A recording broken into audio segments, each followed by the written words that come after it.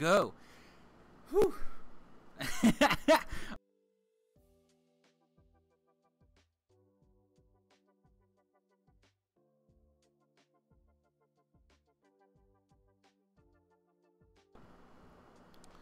I suppose it is not a stream. I suppose it's not a stream unless there's me not being able to connect with you, the audience, as it is always the case. If anyone's been a part of these streams before, they know I always have complications. So, of course, this is not a proper SLM stream without the complications. So, thank you everybody for coming out tonight. Welcome to another stream from the SLM Call It.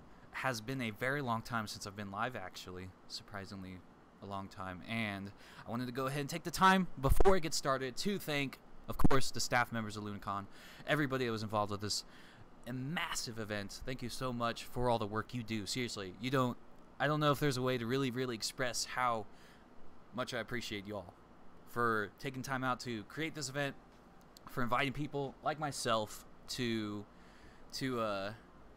talk about the lore, talk about Final Fantasy XIV, this shared passion we have, and be able to celebrate the greatness of Final Fantasy XIV. But today we're going to talk about some really specific stuff. Today we're going to talk about the lore of the remaining places we have yet to see in Final Fantasy XIV.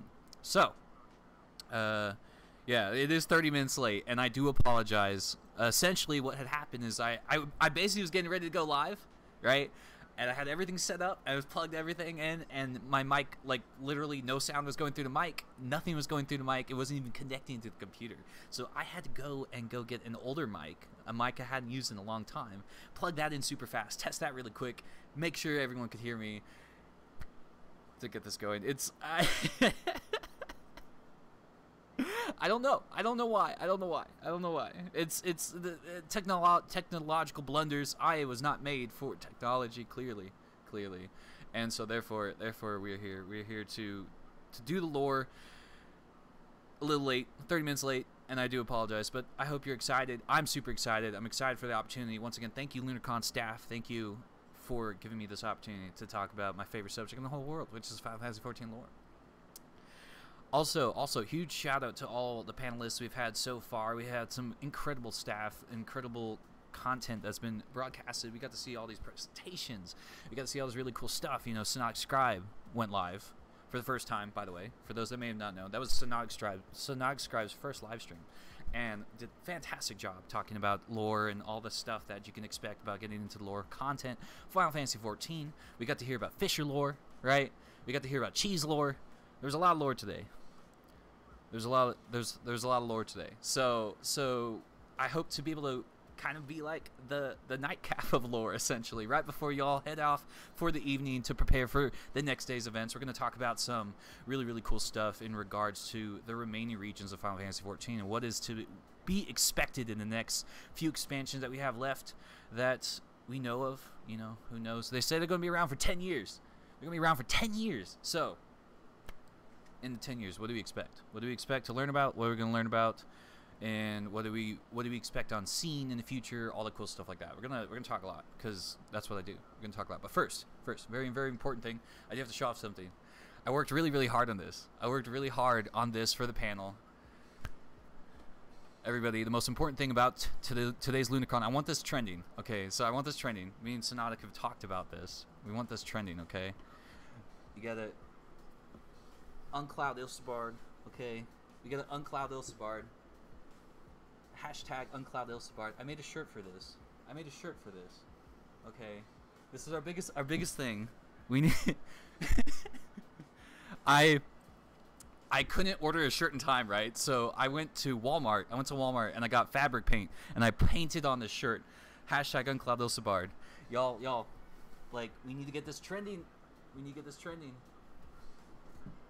this trending, okay? Because that's what we want to see. We want to see a full map before we go anywhere new. But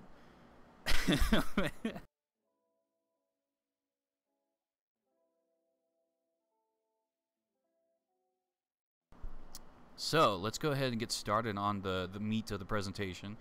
Once again, this is obviously a rundown, right? Did my mic? Uh-oh. Mic fixed? Yeah, see, that's what I was afraid of. Mic being a little wonky. But we're going to do our best with this old little thing. This old thing is going to troop for us. But yeah, alright, it's fixed. Thank you. Thank you for the catch-up, by the way. Keeping me updated on how it's working, because I am using an older mic, so I'm hoping nothing too crazy goes to, you know. But let's actually get into the presentation, shall we? Alright. So, quick preface. Who am I? My name is Croatoan. I run a stream or platform, content creation platform known as the SLM Call It. I've been playing Final Fantasy XIV since 2015, the month after the release of Heavensward, so around July timeframe. I got the game on the PS3. Fun fact, I played it on the PS3 originally. Let's just say I died a lot. I could not actually beat any of the hard mode of Titan because I couldn't see Landslide. That's how bad it was. But been playing since that time frame, so I was there before the patch release of 3.1. That was my first patch release, and then my first expansion, of course, was Stormblood, all that stuff, all that good stuff. Really, really good times, and I've been around since. Been watching this, the content grow, the community grow, and just absolutely in love and adored to see as far as it's gone and how it continues to grow in the future. I'm on Primal. I started on Lamia. I'm now on Ultros. I have a lot of characters elsewhere, mind you. I do have I played around a lot with jumping around servers until the server data visit stuff. So now I don't know what to do with my alts. It's gonna be really awkward trying to figure out what to do with those.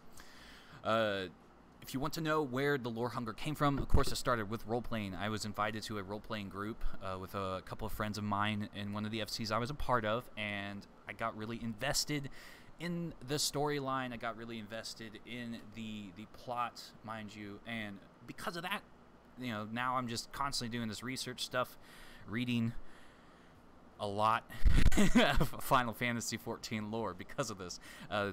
It's RP's fault, essentially. But, hey man, it's been a good time. It's been a good time. I worked on some blog posts. If you have any chance to check out my Lodestone, of course, Ananko Noira, you can check out some of my older content around 2017, I want to say. I started posting some lore blog posts. I was talking about, obscure little facts here and there, things that I found in the game that I thought was interesting, and those were doing really, really well. I had a lot of fun with those. But I did join Aetherflow Media in 2018. I submitted a response. I basically asked them if they wanted a lore writer, and they said, send us a little snippet of what you want to write about. I wrote about the Allegan Empire, and I sent it to them, and they were like, please join us. And I was like, yeah, I got you. And the rest is history. But of course, and it can't be my type of presentation unless I, of course, point out the one thing that I feel like I want to be known for, but one of the things that I got to do exclusively for the Final Fantasy XIV community, and that is spikes on spikes on spikes. So if you know what I'm talking about, the clip, the vegetarian, that was me. That was me at FanFest that said that added spikes on spikes on spikes. So I always do this every time I bring it up, or every time I try to bring it up, because I don't want to bring it up too much. I mention it and then I show off the clip. So let's go ahead. Oh, don't mind that. That's the. So let me just tell you. I will point this out real fast. I was not planning on this. This was not planned at all. This was absolutely random. And but like as a result, of course, just got really into the lore as a guaranteed result because I was able to contribute this lore. So I'm gonna play this real fast, and I don't know if you can really hear it, but it's just kind of like I just want to show it off. This clip is still live on Twitch. There's me. Definitely spikes. Like I still have the hat. It's a representation of what I've contributed to the community. But you can also see I'm wearing the baby beard, right? So this was in 2018. This was 2018. I started growing the beard back then, and then so yeah, you can see the progression of time there. It's really funny, right? But yes, that's where it all, like, I want to say that's where it all, like, really went forward for me. I got invested into the community more.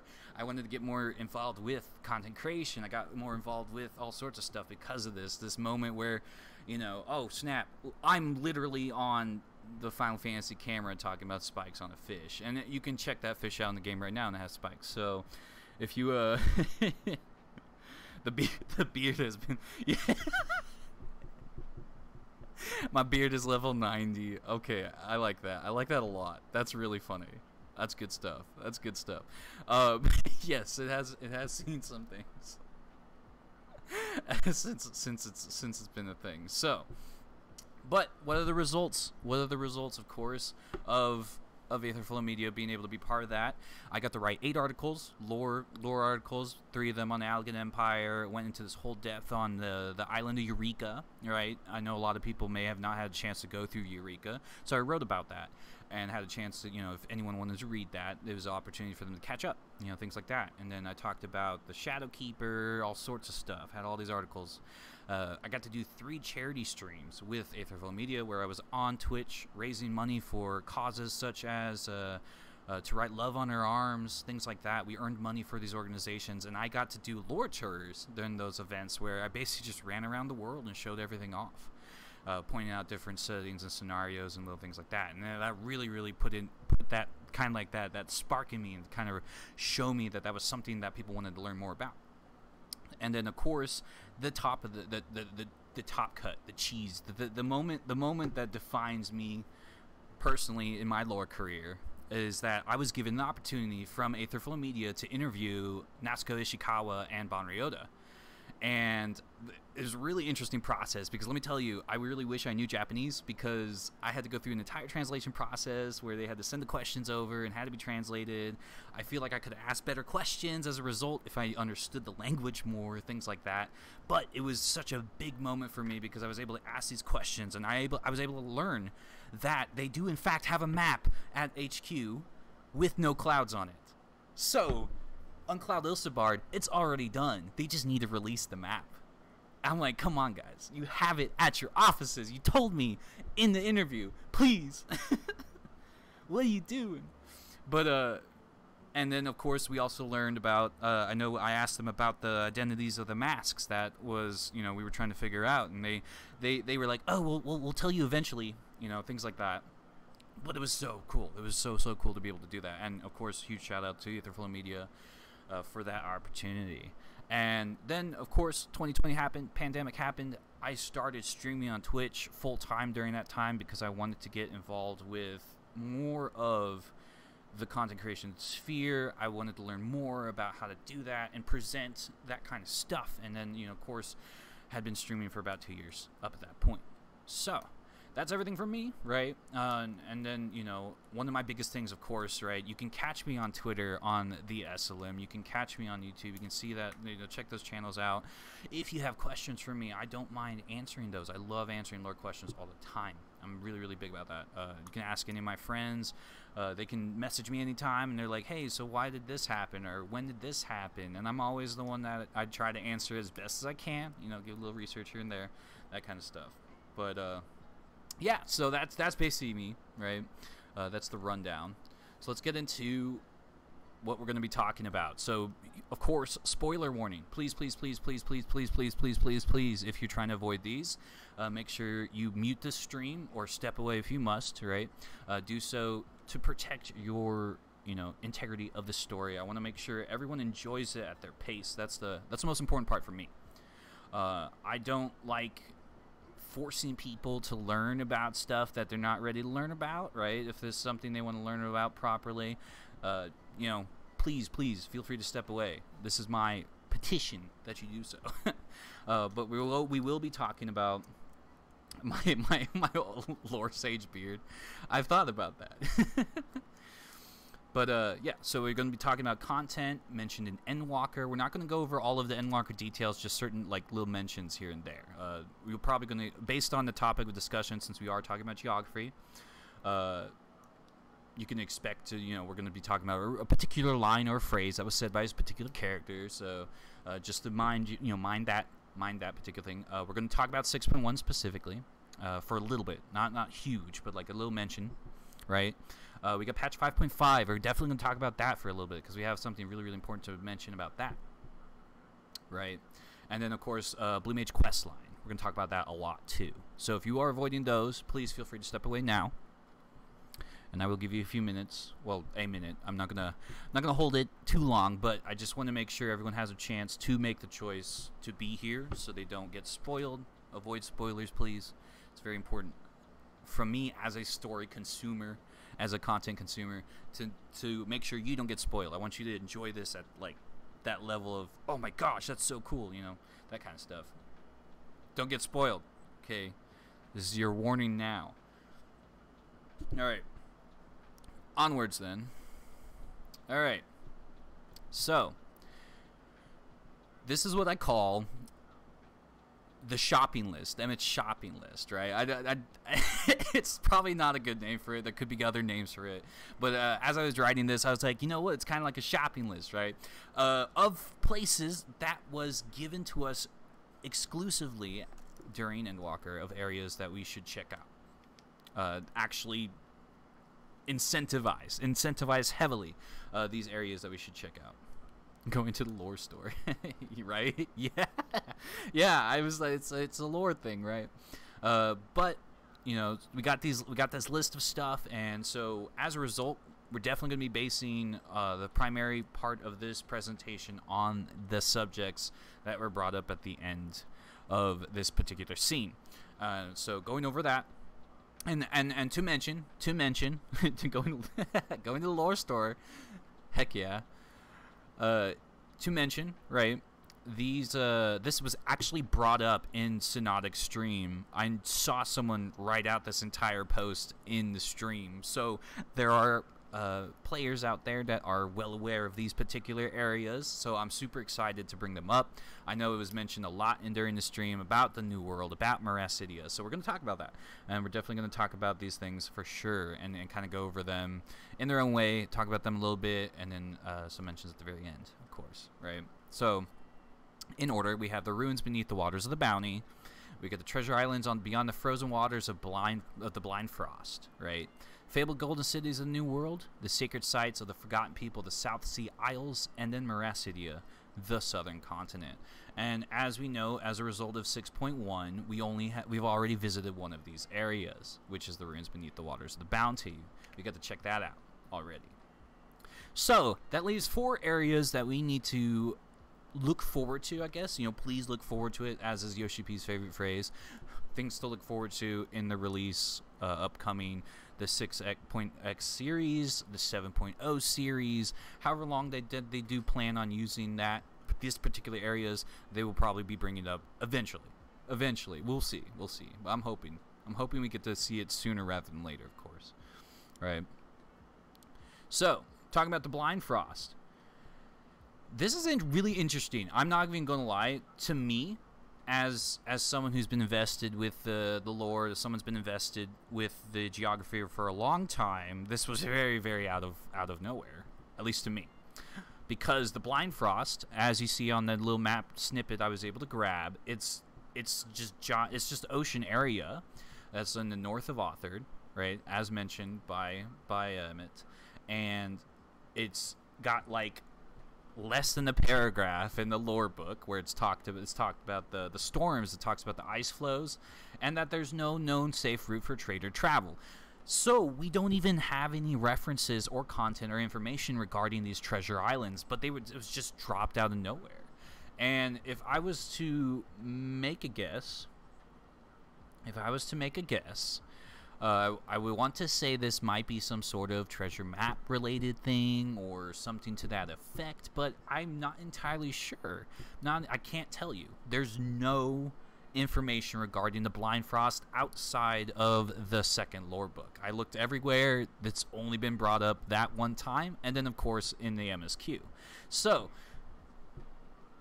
what to expect, I don't know, right? We don't know what to look forward to in terms of this particular area, but it is, I want to say, because it was specifically mentioned, please look forward to it. First of all, who decides to build treasure islands in basically the North Pole? Good luck with that, I suppose.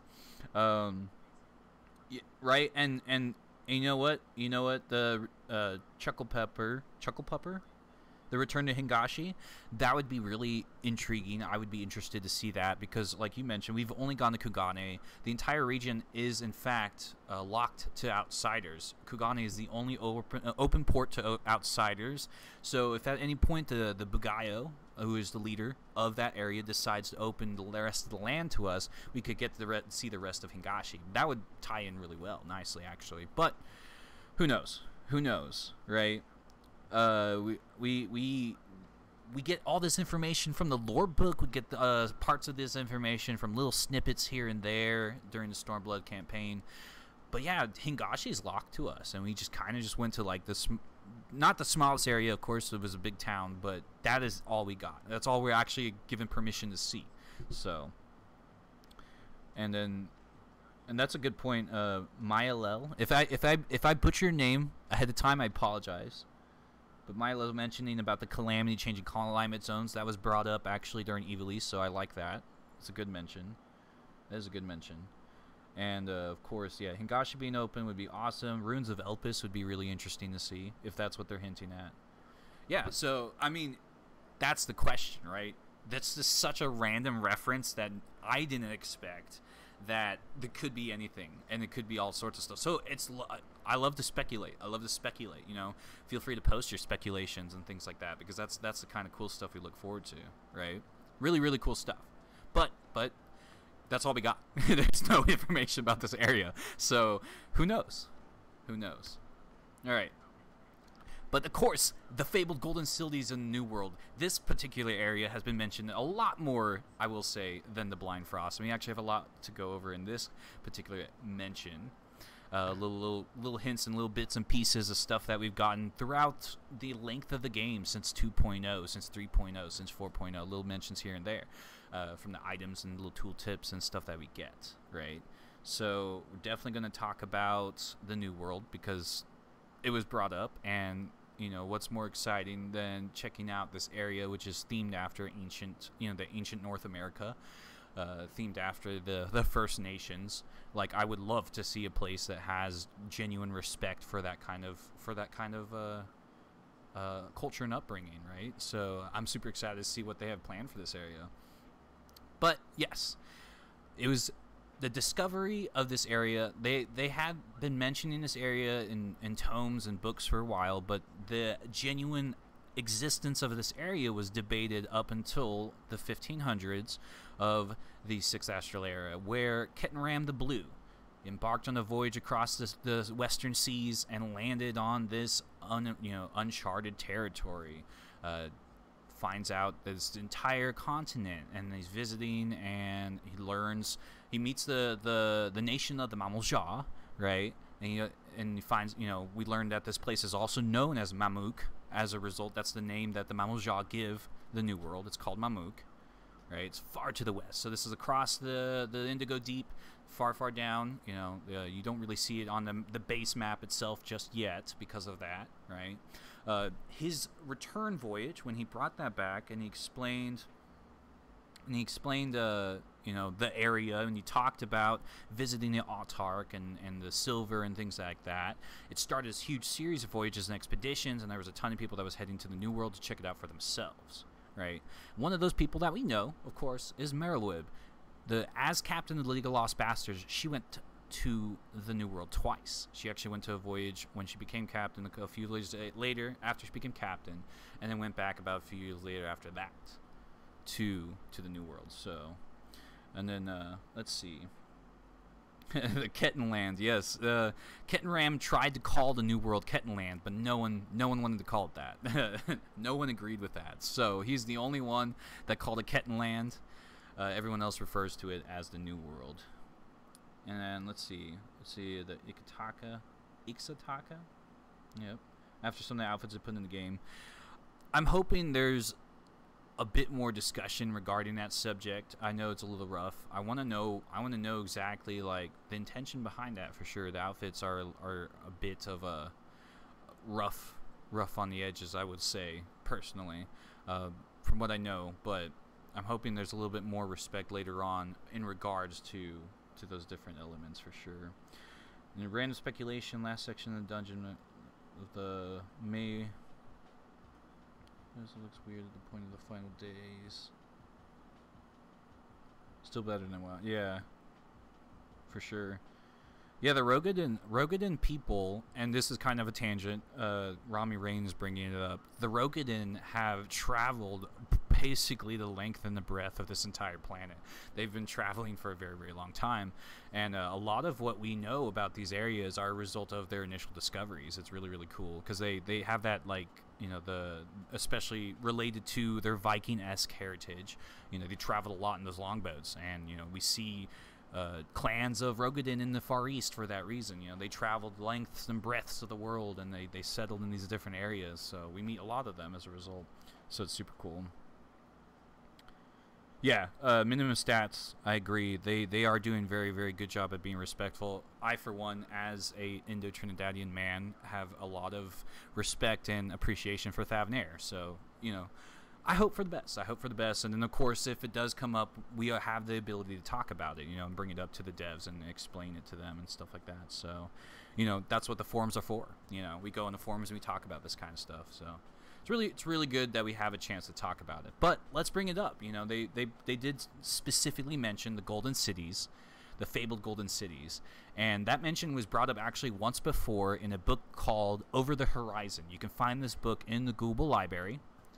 I took a picture of it because it's cool. But you can go to the Google Library right now if you ever have a chance to check out the dungeon. There's a book called Over the Horizon, and it talks about this. It talks about specifically Merolib's journey to the New World. That the charts that the League of Lost Bastards developed as a result of their journeys helped establish the trade routes that they have. Right, so it has made it easier to get to the New World because of the result of their journey. The accounts, their trade journals talk about the encounter with the Mamalja and the other indigenous people and cultures, and it just inspired much more treasure hunters, much more explorers to head to this region. But despite all of that, the existence of the City of Gold is unconfirmed. So, as far as we know, because it was brought up specifically by Emmett, I wonder if that, you know, it's either a hidden sort of thing or it's one of, you know, it's like the Legend of El Dorado. You know, people see it and they try to explain it, and it's really hard to explain because no one knows what the City of Gold really looks like. Who knows? But I would love it to be an actual El Dorado of sorts. That would be fantastic. I would love to see an actual, like, City of Gold to visit because I mean that's pretty great, you know, the region stuff. And yeah, the outfit without the zone does make it a little rough. It is mentioned in the Blue Mage quests, or shown in the Blue Mage quests, but so there's a little bit more aesthetic to it, but it is still, it was so left field because it kind of just came out, so I can see both sides. But yeah, no, City of Gold definitely, it speaks of the legends of the Aztec, of the Maya, the Incans. I do expect to see more references towards those cultures in particular, the further we get into discovering the New World and things like that. So, all right. So, of course, you know, thank you to the chance to finally go on the moon. We were able to see the planet from the surface of the moon. I spent a few hours trying to make sure I could get a good shot of this, and allegedly, obviously, I won't stick to it just yet because it hasn't been confirmed, but I want to say that particular region that I am pointing to is the New World. It is directly to the west of Eorzea. If you watch the planet in rotation, I think it takes about 15 minutes or so, or 30, to be able to see this continent, and it is pretty clear. It's gorgeous, and you know, it comprises. It's a large landmass. It's like all connected, right? And you got the southern part. The southern part is a lot larger than the north part of that continent. But this is what I got really excited about. I found out there are actually archipelagos that are also attached to this region, and it is in these archipelagos where they developed the recipe for barbecue. So we learned that barbecue comes from the New World, which, by the way, is a Caribbean tradition. So I'm a little excited because there's a Caribbean-themed reference to the New World already. So I'm super excited to see what that entails. I hope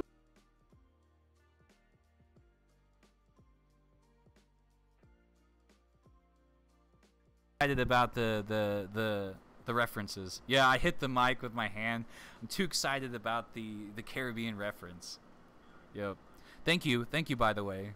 I literally just slapped the mic. I don't even know how to explain. Like, it's excitement for a Caribbean reference in Final Fantasy XIV. But yeah, so that's what we got. But we also have mentions of the cultures that are present on the New World, and of course we've mentioned the name a couple times already, the Mamajah, right? This baby can fit so much lore, right? Yeah, Rami knows. Yeah, I'm super excited. I really hope the Caribbean reference gets nailed right, because that's going to be awesome if it does. But yeah, so the Mamajah is a really interesting concept, right? This name refers to the nation as well as its people. So they call themselves the Mamajah, but that's also the nation of the Mamajah, if that makes sense, right? Yeah, if they portray a Caribbean nation that isn't practicing slavery, that would be awesome. It would be really cool because there's a lot that not a lot of people know about, you know? This baby can fit so many technical difficulties. Oh, I love it. But yeah, so we learn that the Mamajah, the nation of the Mamajah, are actually comprised of 3 tribes, right? So we have the Dopro tribe, which is described as a group of individuals of the Mamajah that are best known for their ability to tame beasts, and they, you know, I'm not entirely sure. I will be entirely honest with you. I'm not entirely sure if that boss that we meet in the Wanderer's Palace is exactly of Dopro heritage, but it is the only Mamajah that I could find that is one of the beast riders, as one of the beast tamers. So I'm hoping that's what they were referencing to, but that's my kind of standard reference for now, right? We do learn a lot about the Boniwa tribe, which is the group of the Mamajah that are born with a very strong innate ability to manipulate ether. The Boniwa are the spellcasters of the Mamajah nation. They practice the magic, their particular magic, as with which we saw in the dungeon, of course, and we also know that they have learned a little bit of blue magic as well. So the Boniwa tribe, they're the magic users, right? And then the Hubigo tribe, which is the infantry, the fighting units, the ones, they have really long crests. That's how you can tell them apart. The Hubigo tribe are the ones that are basically the ones that we fight most of the time, all right? And the Mamajah are mainly known in Eorzea as mercenaries. They plied their trade as mercenaries. They arrived on Eorzea to basically sell their services. And this is part of their culture, because one of the things that they do is try to attain as much martial strength as possible, martial prowess, right? Try to determine their place in a hierarchy based on combat. And one of the ways they do that, of course, is by plying in the mercenary trade. One of the things that's interesting is that the Mamajah are, in fact, a good portion of them are hired by the Kobolds, because the Kobolds in the war against the Luminescence, against that pact, the covenant that they held during that fighting, the infighting, I feel that the Kobolds may have felt threatened as a result of lack of forces or so they hired the Mamajah to help them, and that's why you actually see them pretty often in areas such as Outer Lenosha and such like that. Or no, not Outer Lenosha, what is it called? That's Upper Lenosha, the Bronze Lake area. You see a lot of them there because a lot of them are actually being employed by the Kobolds in the area. So that's one of the things really, really big they're known for in Eorzea, right? So we actually don't have an entire mention of their culture just yet. Just that we know that they are prone to be mercenaries because that's what they've arrived in Eorzea to do. There's a lot more to learn about these people, and they comprise most of what we know of the New World in the first place. So super excited to learn a little bit more about them, kind of seeing more about how their society works, and 3 separate tribes that are, you know, kind of united in this sort of like coalition of sorts, right? Because what's the word? Didn't know all of this about the Mamelja. and the Luke gyrations, yeah. The dancer, the dancer quest, the one that's always trying to dance, and apparently the dance is just not great for the eyes. I don't know what it looks like. I don't know what it looks like, but I suppose it's terrifying. But yeah, so these tribes, all 3 of them, are separate and known for their abilities and their contributions to the Mamelja nation. And they're all unified under a being that is known as the Autarch.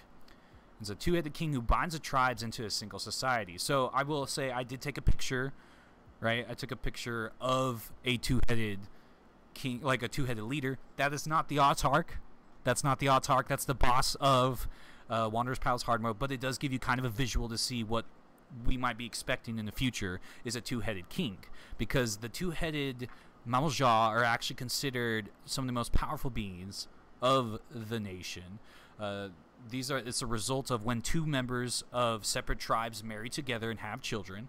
They become known as the blessed siblings, and they're born with a superior intellect because they have 2 brains, born with superior brawn because they have 2 minds. It's this really interesting concept of this double mind being that rules over the entire nation. And this individual, the Autarch, or this particular role, of course, is who Ketenram met and was presented the gifts of Eorzea to, and the king was pleased and therefore gave him, you know, gifts of silver, gave him permission to travel across the land and learn more about the new world and so on. So chances are, if, you know, I do hope that this is remembered in the future, but when we go to the new world, expect to see a little bit more information about this blessed siblings of the Mamelja, and especially their 2-headed king, the Autarch. So, and I hope to learn more about that, because that's going to be actually really, really cool. This benevolent ruler that was able to bind the tribes together in this authority. So chuckle Pupper saying if that's one of your siblings would have done some pairing. Yeah. It is a strange concept to think about sharing a mind with another person, but you know, as far as we understand, they're actually in synchronization, but who knows, we might meet some who aren't and things like that. So chances are, you know, it's a really interesting concept to speculate on and think more about. All right, so what else do we got from the new world? It was mentioned in the chat a couple times, but of course, the Blue Mage quests, we learn about the Wallaki, the tribe of the Lapis Canyon, right? And it's a new tribe that was introduced during the Blue Mage quests as the creators of what is known as blue magic. Now, I should point it out that the Wallaki, right, they don't call it blue magic. They don't actually, like, they didn't give us the word that they use for it.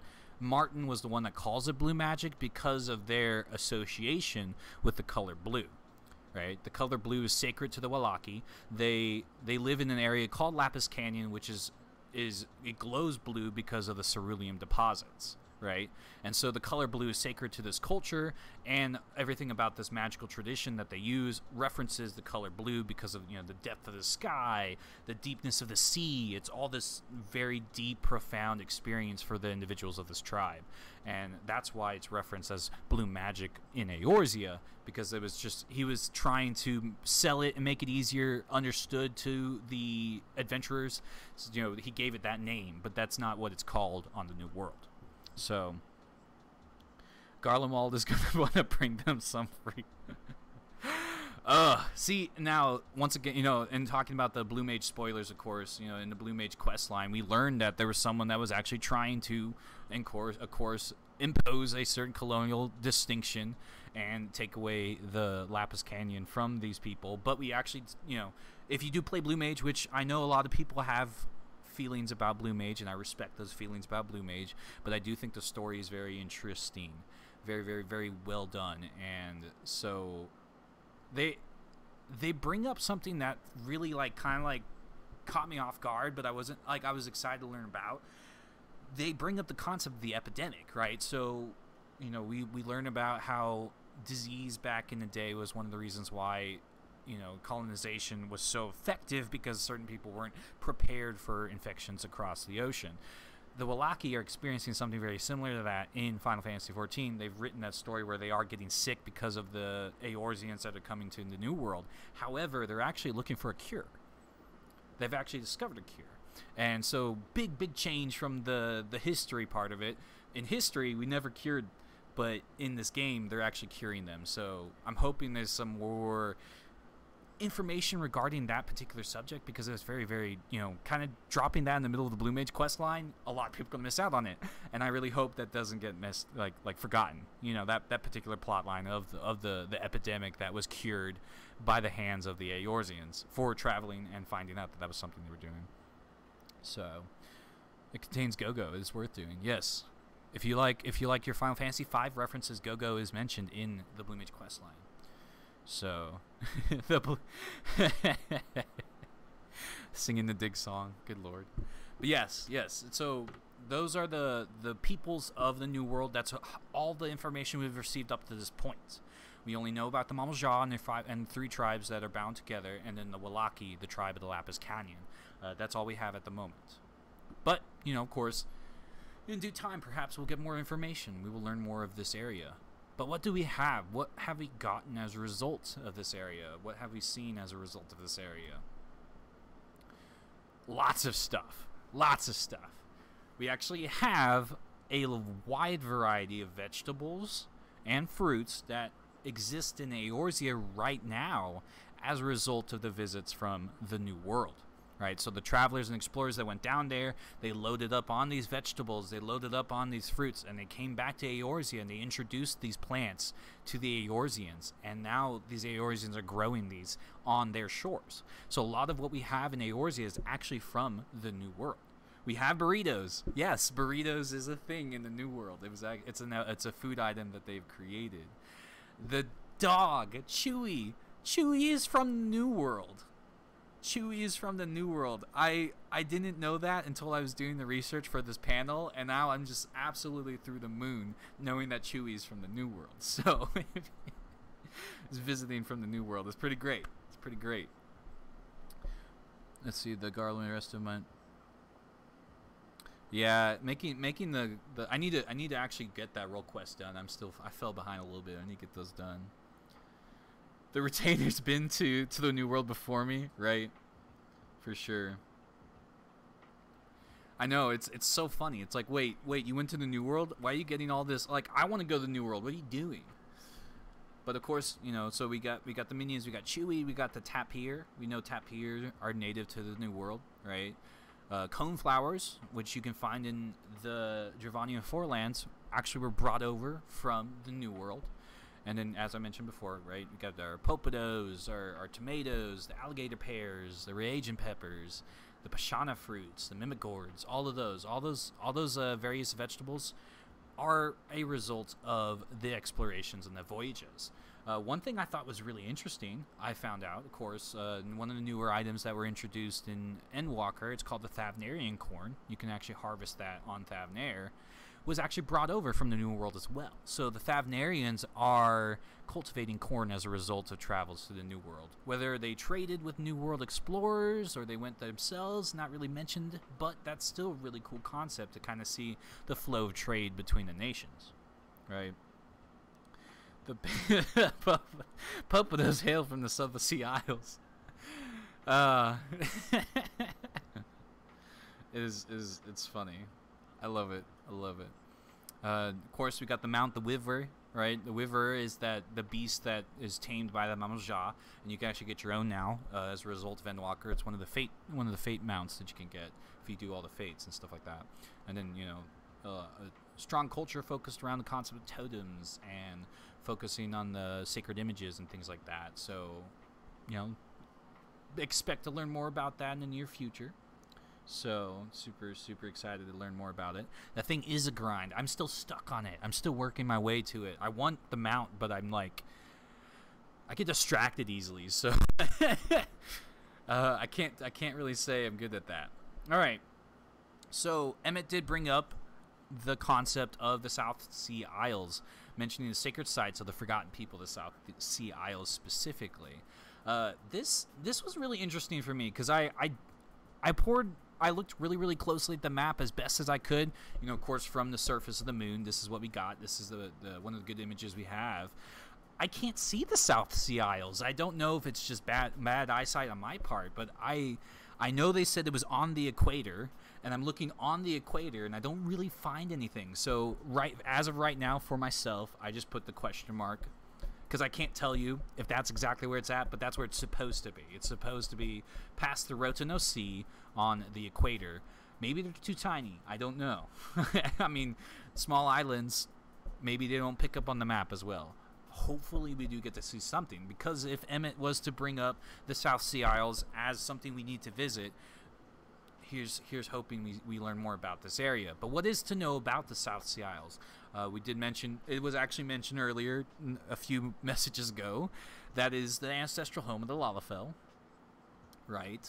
The sacred sites of the forgotten people, I'm not entirely sure what he meant by that, to be entirely honest, because, you know, the Lalafell aren't forgotten. You know, they're one of the main people on Eorzea and beyond, so it's like, it can't be that. It can't be mentioning them. My guess, if I was to make any particular theory crafting or you know, speculation of the sort, is that it refers to the individuals that, you know, that they mentioned a concept of like temples and things like that were left behind, and from those temples they were able to develop the ideas of magic, such as the summoning, not the summoning, but like the arcane geometries and things like that, right? And Arcanima is one of the magics that rely on arcane geometries, so maybe that's what they're referencing, right? But a forgotten people is a culture as well, right? Could not, you know, that's a concept to be seen, essentially. It's all speculation here, because, you know, the most we got about the South Sea Isles, if anything, are little references here and there to tooltips and items. Of course, as you can see, the little picture up there, we got the flame dance. We learned that the Lalafell traditionally have a dance that's similar to the Hulu dance. That is, you know, something that they do to inspire their warriors and to calm the volcano down. They believe that the dance itself is meant to calm down the raging spirits of the volcanoes on their islands, things like that.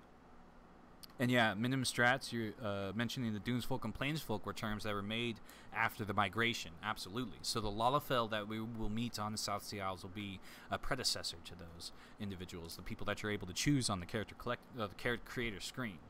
So, but yeah, so there's a lot to look forward to in this particular area, but we don't have a lot. We don't have a lot aside from the small little tooltips here and there from the items, and then of course the particular mention that they invented Arcanima. They were able to develop the ability to essentially do magic with math, which is crazy because I'm bad at math, so I can't even perceive this magic at a personal level, because I'm terrible with numbers.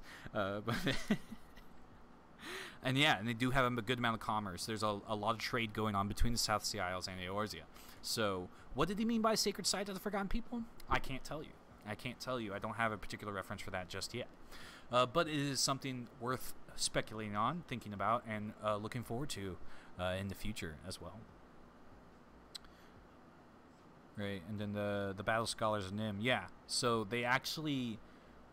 Oh gosh, I wish I knew what quest it was, but there's a particular quest in the Scholar storyline that talks about them visiting the South Sea Isles because of knowing it was their ancestors.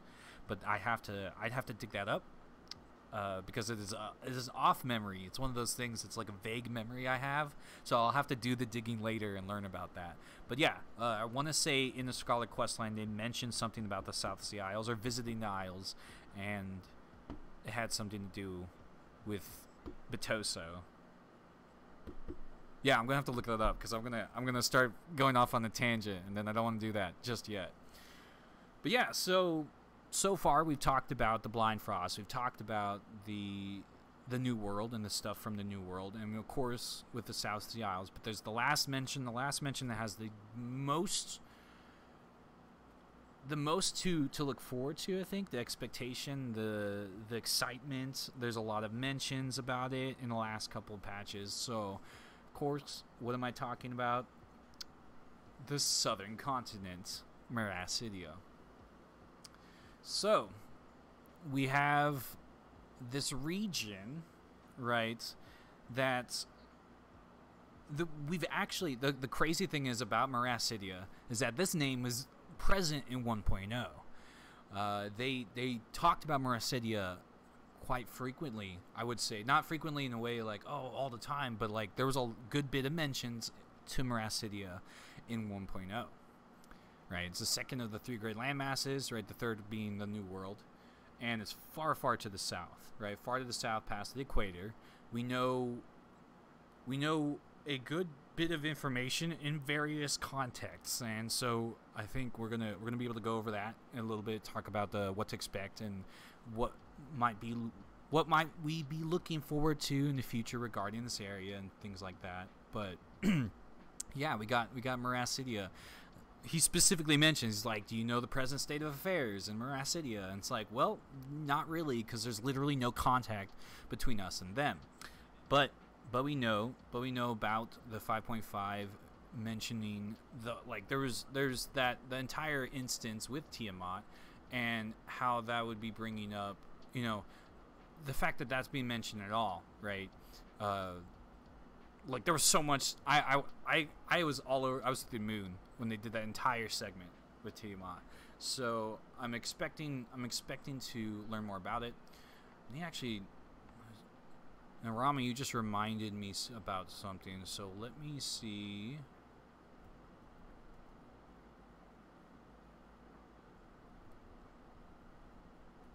I'm going to make sure I can get the source before, because that's the one thing I did not grab, and I need to grab that. Okay, cool. More RP opportunities. Oh yeah, no, Meracidia is pretty big continent. I mean, the New World is huge, but Meracidia has also got a lot of references to that area, so expect to learn more about it and all the references to that, right? But yeah, so the quick rundown, of course, we know that 5,000 years ago it was invaded by the Allegan Empire, and most of it was laid to ruin. The Empire did everything in their power to basically take it over, and we're going to go over that. We're going to go over the entire campaign, or a short version of the campaign, but for the basis, we know that this area was heavily focused on in the waning years of the Empire. It was after the resurrection of Zonde and all of that. So we're gonna learn a little bit more about that in just a bit. Let's see. I know we have. Here it is. Where is it? There it is. Cool. I got it. The Sesame's out. Yeah, we'll talk about that particular part because I think it's actually a really interesting development. So I wanna focus on that specifically. But yeah, so Meracidia, as we know, the land of Bahamut and Tiamat, is the region that they went to they went down there to sire their children and raise a peaceful land, and didn't work out particularly as well as they'd hoped because the Allegans were greedy. So let's go ahead and get into this. So yeah, of course, the 1.0 and the 2.0 references. In 1.0, you were able to get an item known as the Keeple, right? And the way it was described, it was a ceremonial sun mask, right? And this particular item, it was dropped from the 1.0 drops, because it was an item that you would grind out for. You don't grind out for it anymore. You get it in the end of a dungeon. Certain dungeons drop it. And in the second lore book, we actually find out that the mask is in fact connected to the tribes that worshipped Sephiroth. It was in fact made from one of them. And this is just like this really interesting, kind of like little puzzle piece of lore where this particular weapon has been part of the game for almost 11 years now, and they just dropped that little bit about, oh yeah, it's connected to Sephiroth, it's connected to the tree people. And we're going to talk about the Sephirothic tribe a little bit because they have a little bit of information that's really interesting, that they've highlighted parts about them that intrigue me a lot. So but yeah, remember that. We're going to be talking about the Sephiroth tribe a little bit more. But you know, in 1.0, they mentioned the trade that was going on between us and Meracidia. They talk about rubber, samite, rare metals being traded down there. You know, things like getting Meracidian diamonds, Meracidian gold, items like that. There was this significance of rarity attached to the region, especially in the trading sphere. Let's see. Question: why do you still call Ostar Heidelin? So let me go ahead and answer that question real quick for FFXIV. The reason why I call it Heidelin, or I continue to call it Heidelin, for the most part, the only people that know that name are the Scions, right? And the individuals that experienced, you know, that scene in Endwalker, the particular scene where it was revealed, right? Everyone, they mentioned in, I want to say it was the 68th live letter, that the rest of the world will continue to call it Heidelin because that's the name they know. And not only that, other regions have different names for the planet. So they might actually call the planet something differently in the New World and in other civilizations, other regions. So yeah, you know, there's really the real name for the planet. We know it as Atheris, but we do. Like us and the Scions, us and the player characters, not the entire world just yet. It's not something that they focus a lot on, like the idea that information travels at a slower pace in this game world. So certain areas are, you know, essentially there's no internet, so information travels slower, right? And so far it's locked to one particular area. At some point, should the Scions decide to publish the true name or anything like that, maybe more people will find out. But for now, Heidelin is the way they call it because that's everyone knows it as Heidelin. The people were raised on that information, and we just got it, and in that very specific scene. So very few people know it as Atheris, if that makes sense. But yeah, they called it. Yeah, the ancients call it, but you can call it either that or Heidelin, and then there is the fact that there are other names for the world as well, depending on the culture that is referencing it. So, right, other people had different terms. Yeah, Rame's mentioned the Akasha and Dynamis, the same names for the same force, different names for the same force. You know, it's a matter of culture. It's a matter of perception, I think, you know, where you are at a time, what you are experiencing at time, and what you have information to. So most people know it as a Heidelin, and you know, for the most part, I think I'm going to call it that for a little bit until I guess they talk about it more in that tense. That makes sense. But yeah, no, very good question though. Thank you for that. And just to go over the rest of it, of course, in 2.0, we have Twintania with the Scourges of Meracidia, the entire Coils of Bahamut, referencing Meracidia as a whole. But we got to mention these dragons, and the dragon, the ones that were like enslaved to keep Bahamut alive and things like that.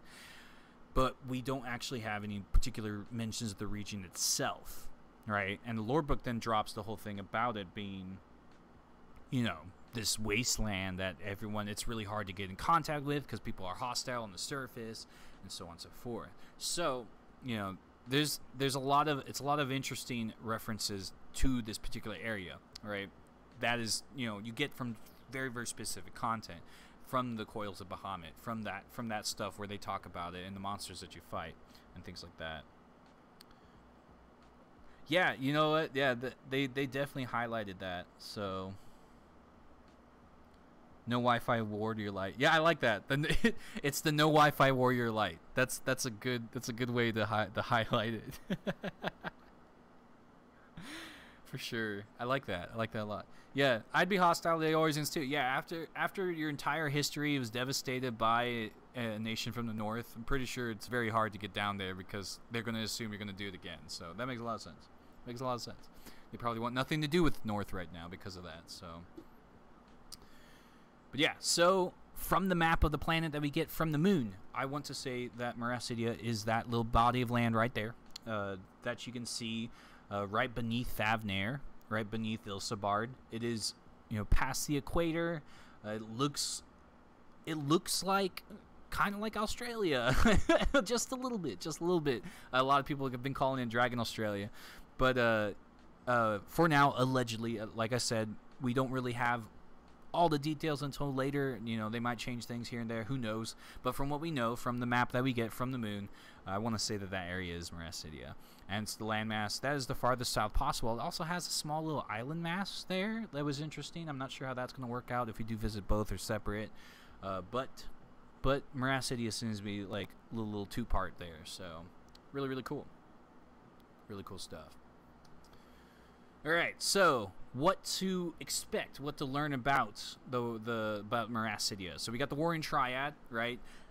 The entirety of the 3.0 Trials series was talking about these beings and particularly what they reference and who they are connected to. So not only do we know their names and what they're symbolized, but the people that summoned them into existence and the people that we might expect to meet, or some reference to the people when we go down there.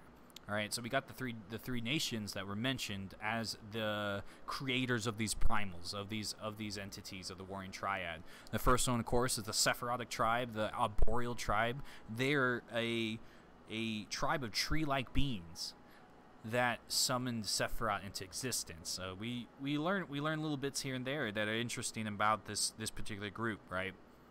We learn that, you know, of course, the Keeple, that's one of their sacred devices. That's something that it was made from them, essentially, right? Like, it's made from the body of one of the tribe members, which is pretty intense, right?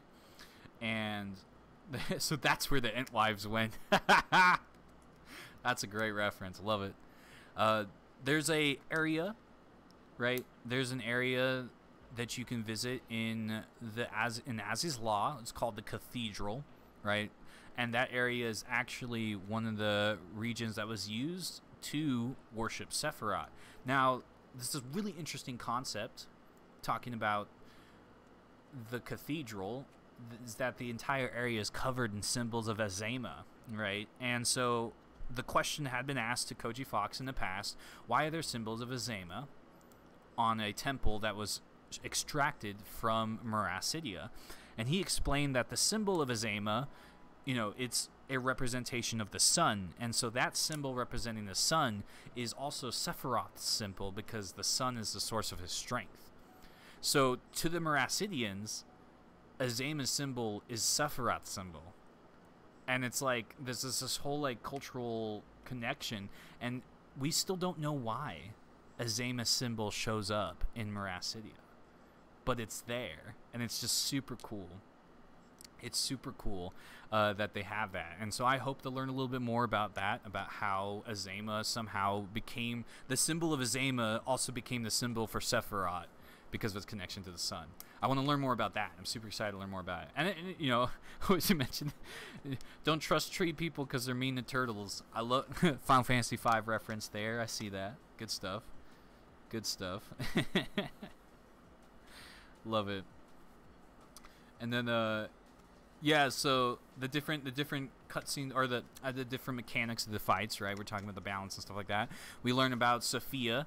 Now, the name Sophia, they actually mentioned, is a more modern appellation. We actually don't even, like, only called her the goddess back in the day. And the goddess was in charge of this nation of disparate groups and peoples that all got together under the concept of balance. And we don't know more than that. We know that they focus heavily on the concept of balance. We know that she got her followers to plan to work with the rebels and was planning on releasing Bahamut back in the day. There's a whole entire little subplot where she had a plan to release Bahamut, which is really, really interesting. And one of the other parts, of course, if you've ever listened to the theme song for Sophia, the song Equilibrium, it's actually in the context of a person of the Meracidian nation run by the goddess. It was actually a daughter of one of the soldiers, and her experiences with the blessings of Sophia and the idea of constant balance. It's a really dark song, and it's a really good song. They did a lot of, I feel like they explained a really cool story with it. But yeah, that's in the context of a Meracidian. So really, really cool to check that out if you have a chance. Check out those lyrics and learn about that. And then, of course, the last one we got, the Centaur tribe, the individuals who summoned Zervon, who is known as the symbol of victory, is the basically the constants of justice and championship, and is supposed to be he who stands above all other gods, and this really powerful being who judges the unworthy. So we don't know much more about the centaurs outside of that, aside from the fact that the reptoids, the enemies that you meet, those chimera enemies you meet, are based off of them. A lot of chimeras that you meet are actually based off of enemies, or based off of individuals that the Allagans fought in the past. The War Eternal, yes, absolutely. Okay, let's see, where are we at? I know I hit my time, but I'm not entirely sure. I know my panel's over time. Let's see. I think I'm good. I'm not sure yet. If I do have to end the panel now, let me see. Let me double check. I think I should be good. Cause yeah, there is no one after. I am the end of the evening, but I don't want to hold y'all up too long. Everyone's got to get to bed for. Keep going till we get yelled at, right? That's the general idea. That's the general idea. So I am the last on the schedule. So let's keep going. Let's keep going. Of course, there's always time for lore, right? And let me tell you,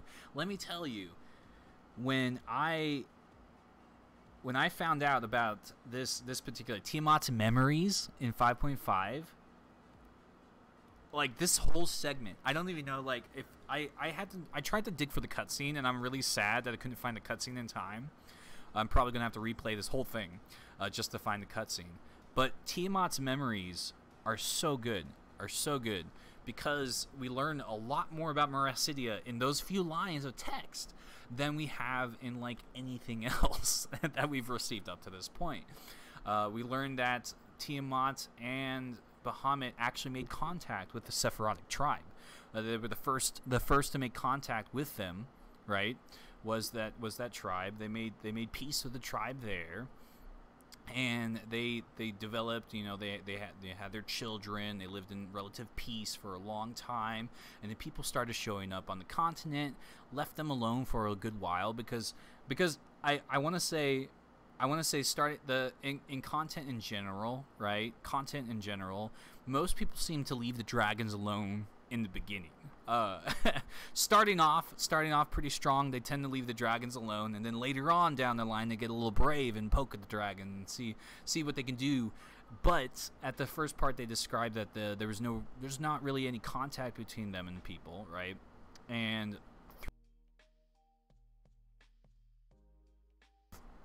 beseeching Bahamut to kind of be that voice of reason between the different tribes and things like that. And that's when he ended up getting appointed the leader, right? So, oh, sorry, was the mic being wacky? Oh, if you send me what you're looking for. So the screenings happened in 5.5, because I actually went to go watch it, and it was like, you can't, it's not in the Unending Journey. So this is a unique cutscene specific to the actual playthrough, where they actually show Bahamut before. It was Bahamut prior to his primal version, right? And he doesn't look anything like the primal. It was super cool though. It was super cool.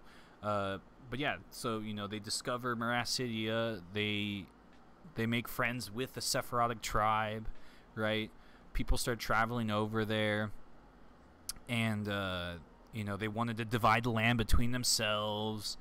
They started fighting, and then the dragon, you know, Bahamut became this the intercession of the dragons. They became involved with the people. They became their leaders, and they governed them, right? So Bahamut essentially, I won't say Bahamut was king, right?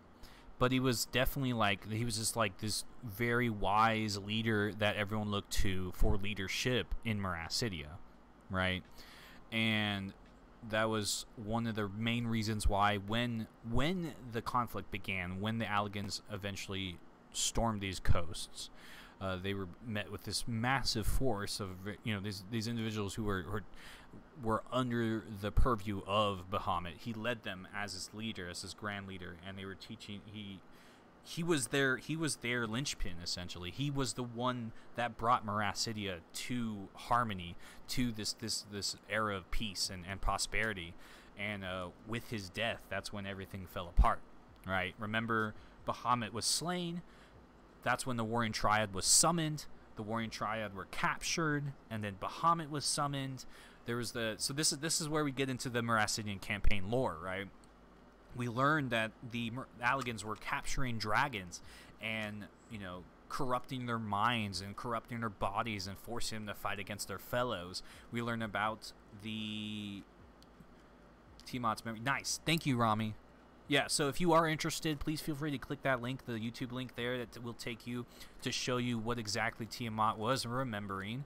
But it's really, really good lore for Meracidia as a whole, explaining the era of peace underneath Bahamut's reign before the war of the Allagan Empire.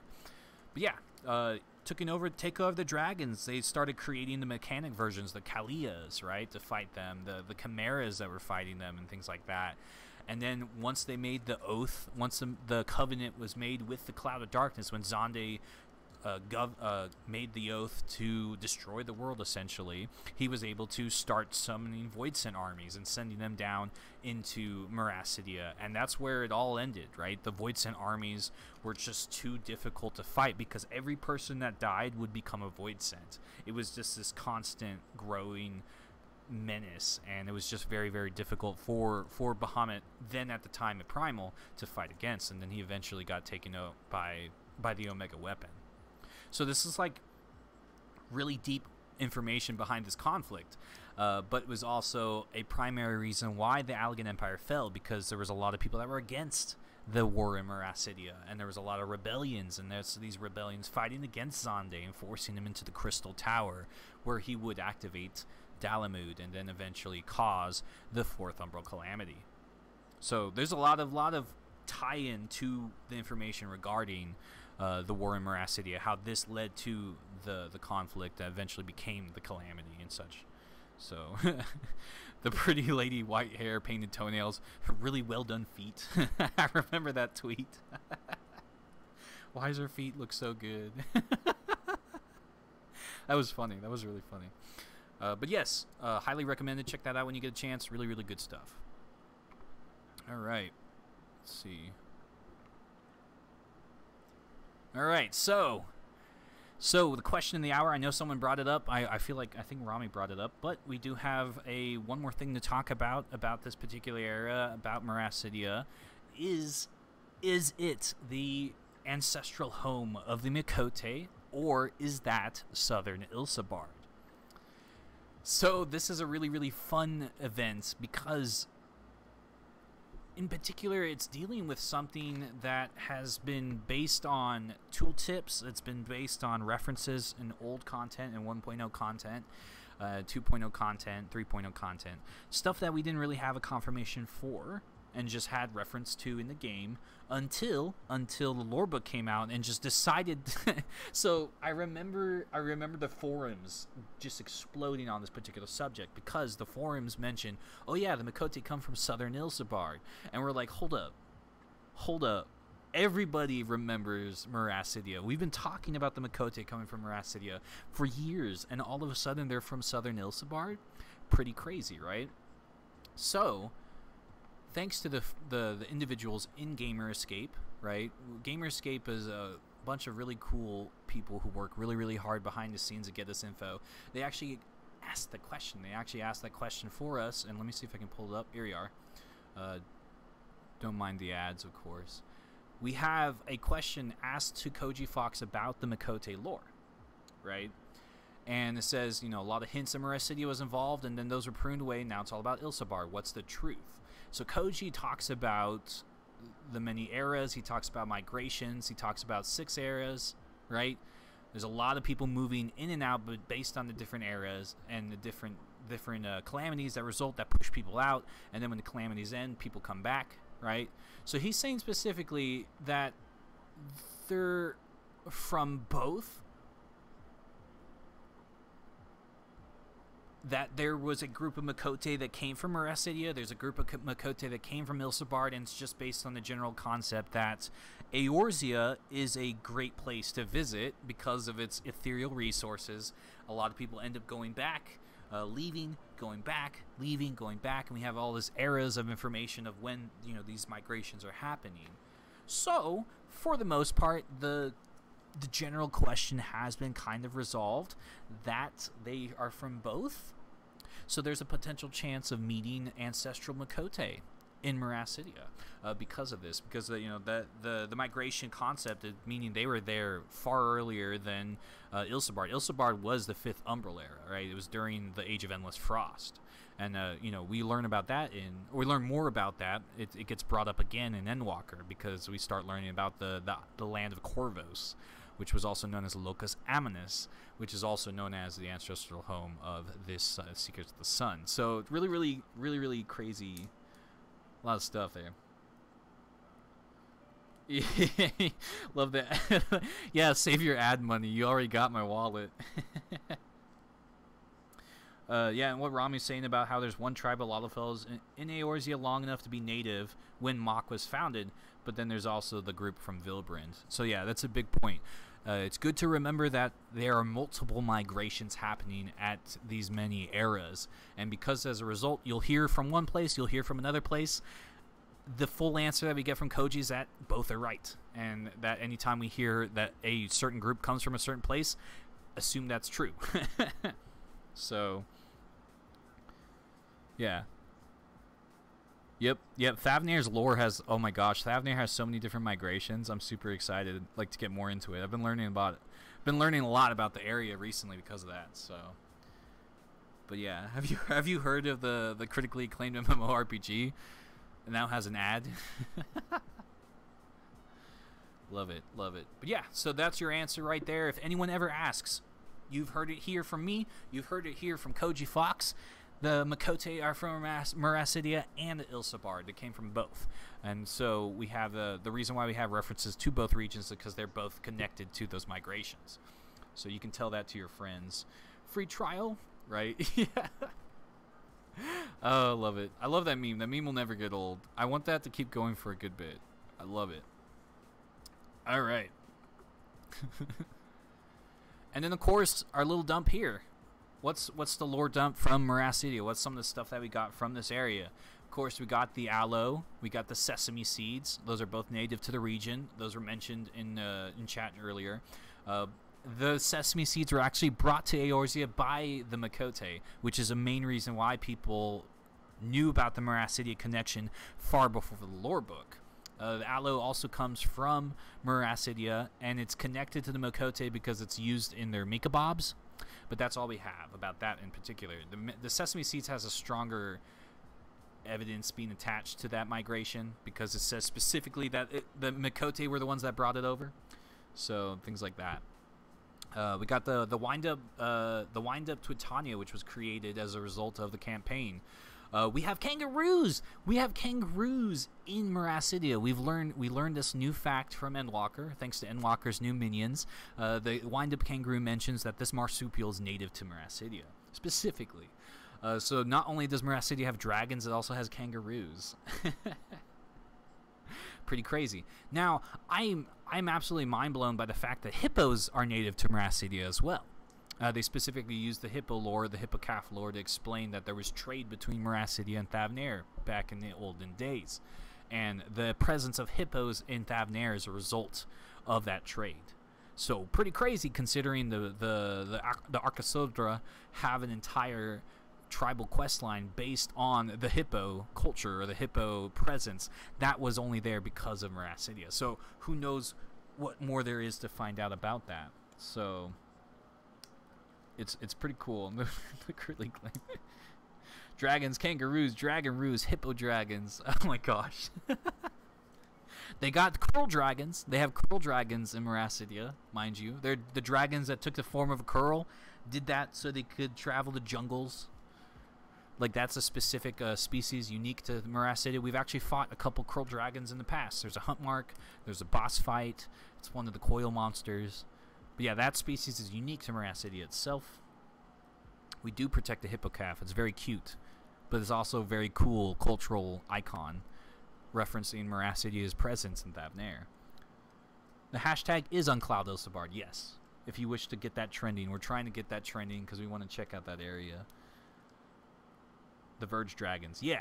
Yeah, Rami knows what I'm talking about. The Verge dragons are unique to Meracidia as a result of the jungles. And then we actually have fish lore. So we talked about fish lore a lot earlier today, thanks to the folks of Eorzean Aquarium. By the way, if you have not gone to the Eorzean Aquarium, please, please, please take the time to do so. That place is incredible. I got to check it out. It was super cool to check out. Really, really well done. I really think it's worth the visit. Everyone should check it out at least once. Bring your friends, bring your dates, bring everybody. It's such a good area. And so yeah, the fishy lore, the fish lore that we got.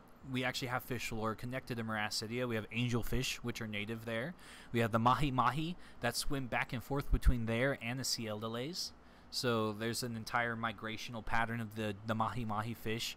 The fact that the word mahi is actually a Lalafellan word. It's a part of the Lalafellan language.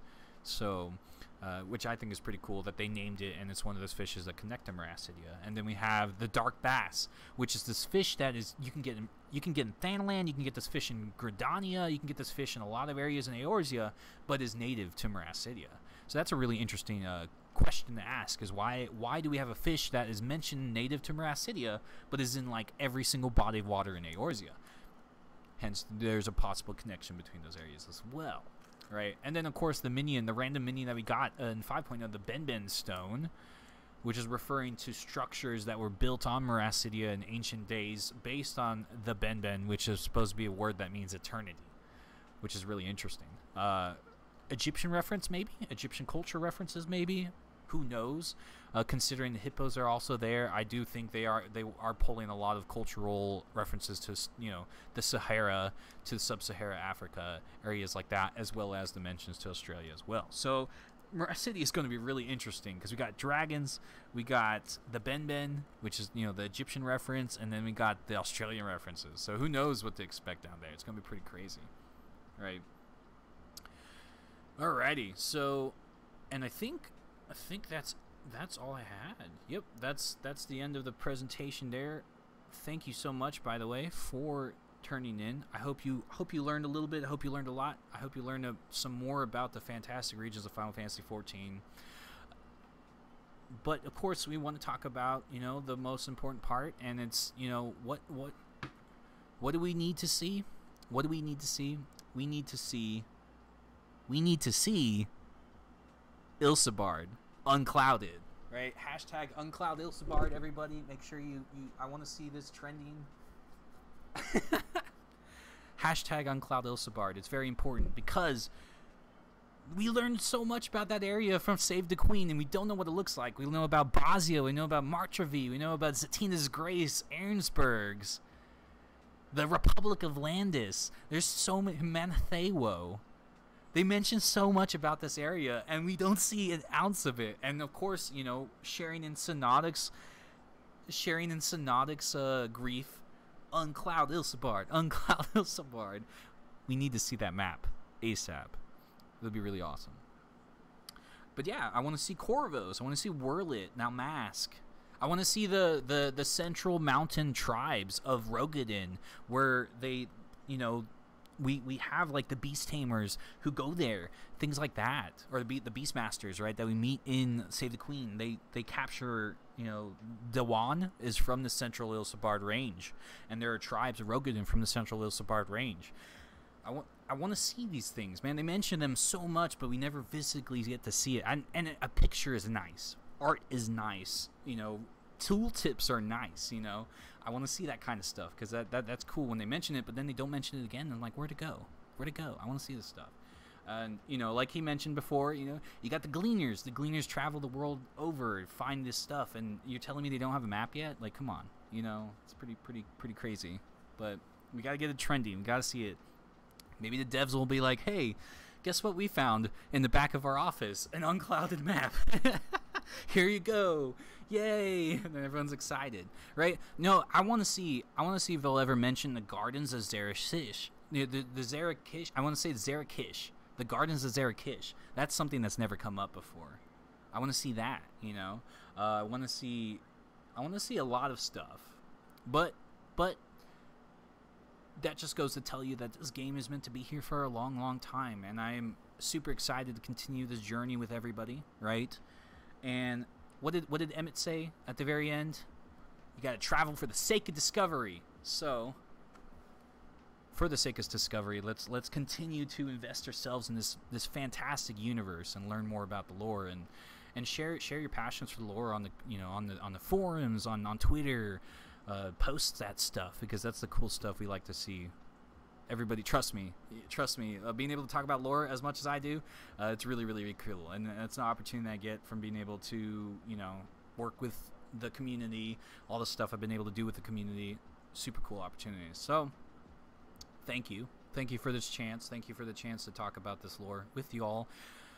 Thank you, LunarCon staff, for preparing this fantastic event. You worked so hard. You all do some pretty crazy logistic stuff behind the scenes, and I watch it and I'm impressed. I couldn't even get my mic to work today.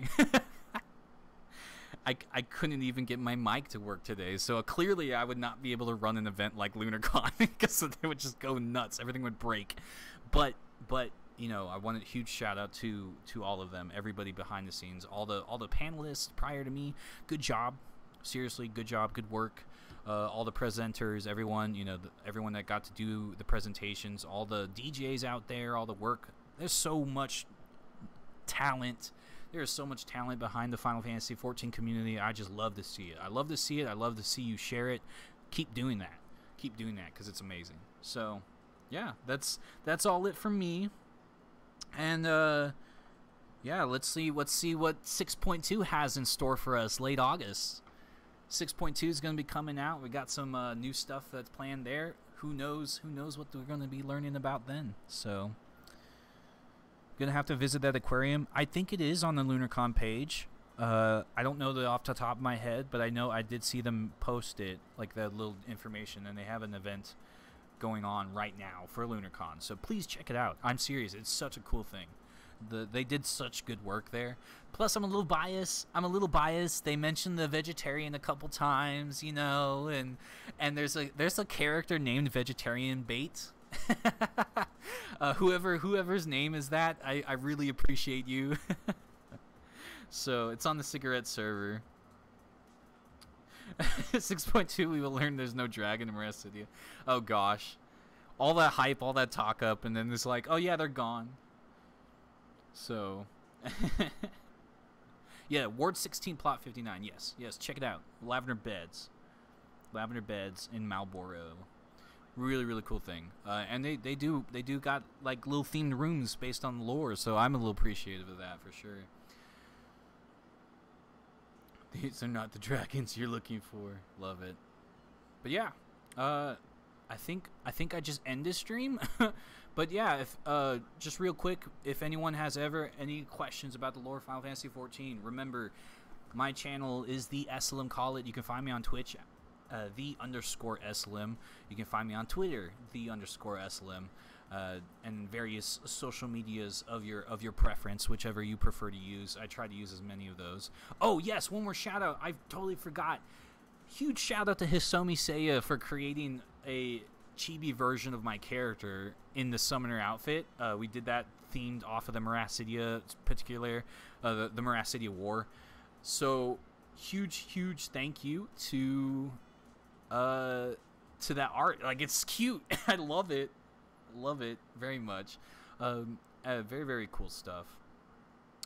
Let's see, I'm trying to make sure I got everyone's shout outs. I just want to make sure everyone knows I really do appreciate each and every one of you. So yeah, get excited for day 2 of LunarCon. We got even more events later on. We got even more stuff to look forward to. More panels, more lore, more performances, more DJs. Oh, just the really, really cool stuff. Got 2 more days of that, so please tune in as much as you can. Share it with the world. Hashtag it. Do what you need to do.